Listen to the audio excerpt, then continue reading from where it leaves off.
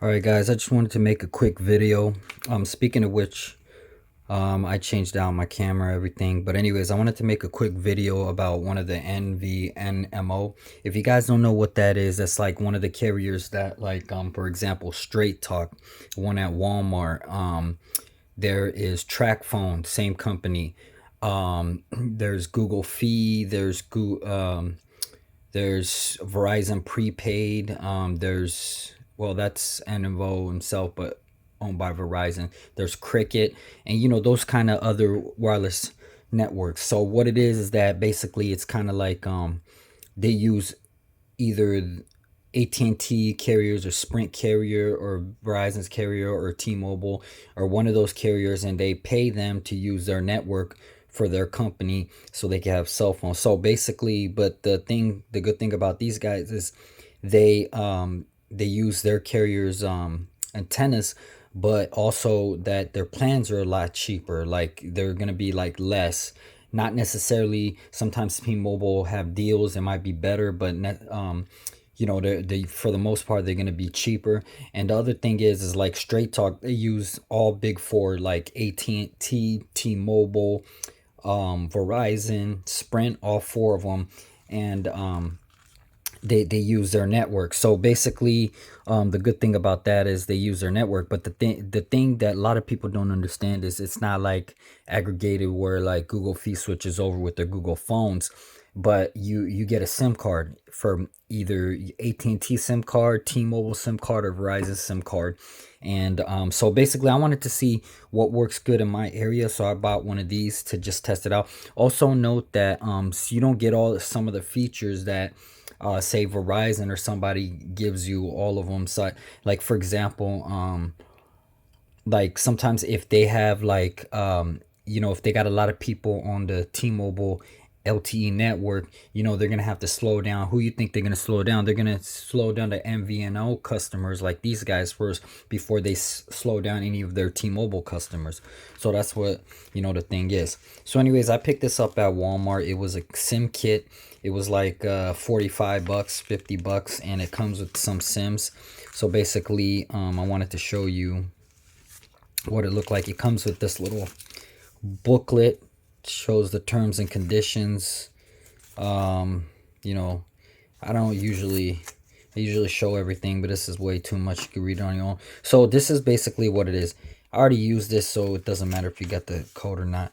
So basically, it comes with 3 SIM cards. So it comes with the AT&T compatible phone, T-Mobile compatible phone, Verizon compatible phone. So basically, whatever phone your unlocked phone came from, either being Verizon or T-Mobile, it'll work on, whatever SIM that you're using. It does come with a nano, micro, and standard.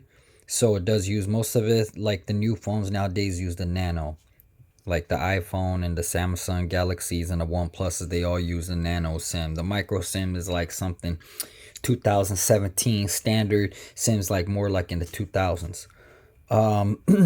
You get information here. For Sprint, so basically, I think they don't have SIMs because they just use strictly CDMA. I believe some of the new phones use LTE, so you might be able to go with like one of these other SIMs. But it says go to step 4, which is right here. You're going to go to that website and then fill everything out. And then it's going to ask you to type in your code. So you skip that out. 30 days, $45 plan. I think it came with like 3 gigs or something like that. I forgot, 6 gigs. This is the only one they had at Walmart. There was a cheaper one for 35 bucks or something, but this one was like actually 50 bucks. It's 45 plus $5 for the SIM kit. So that's what it is, like that. So this is how the kit. It was pretty easy to set up. You just put the SIM card in your phone, depending on which one you use. I already have AT&T, so obviously I didn't use that one. So I try to use, okay, so here's the difference. I don't know about the prepaid Verizon directly, but I tried putting a OnePlus device, unlocked OnePlus US device, and used the SIM card from Verizon, and it did not recognize it. It says something about you have to go to Verizon store and use a already activated Verizon SIM card, and then you have to call Verizon up and then have them tell them that, you know, you need your SIM card to be provisioned to have non CDMA activation and all that. It was just too much damn work, so I just like took my SIM card out, flicked that to the side, and went with the T-Mobile, because that's what I wanted to check to see if T-Mobile improved in my area, because before it was pretty crappy. AT&T, I know it works, so I don't even need to use that because I know what all the AT&T thing is. So basically, that's what I did, and that's what I'm using with the Straight Talk. Some MVNOs, they don't have all four of the carriers. Some use the carrier off of T-Mobile, some use the AT&T, some use off of Verizon. If you notice, a lot of the Verizon ones, they ask to use only CDMA phones. But the thing is, Verizon's kind of dumb because they be using old technology like CDMA while the rest of the world uses GSM. They already moved to GSM, but these idiots still want to fuck with the CDMA network. So a lot of the phones that are working for T-Mobile and AT&T have a hard time working with Verizon because they're really kind of anal about that kind of thing. Same thing with AT&T. AT&T, you could use your own GSM phones.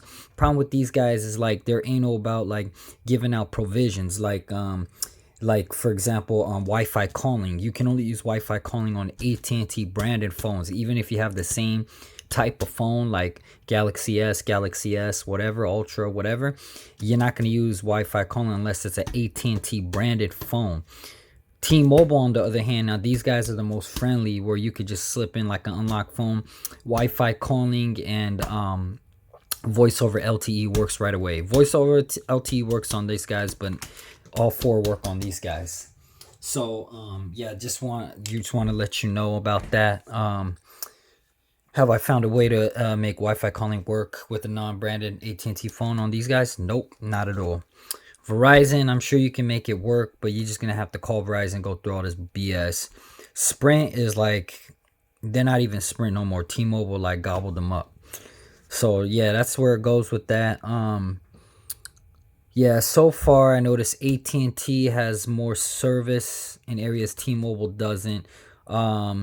T-Mobile's mostly friendly with phones. Verizon's probably got like the best coverage area. Sprint, I can't even speak for Sprint. I haven't had them for like 15, 20 years. So yeah, I don't know about those guys. Got owned long time ago using that WiMAX BS. Yeah, so that's it. I'm gonna go try Google Fee next, and I guess I might make a video about that. If you have any questions or comments or anything, I live in the Southern California area, so you know, if you want to know about the service, let me know. Any questions or comments, you know, of course, let me know, and I'll get back to you on the next one.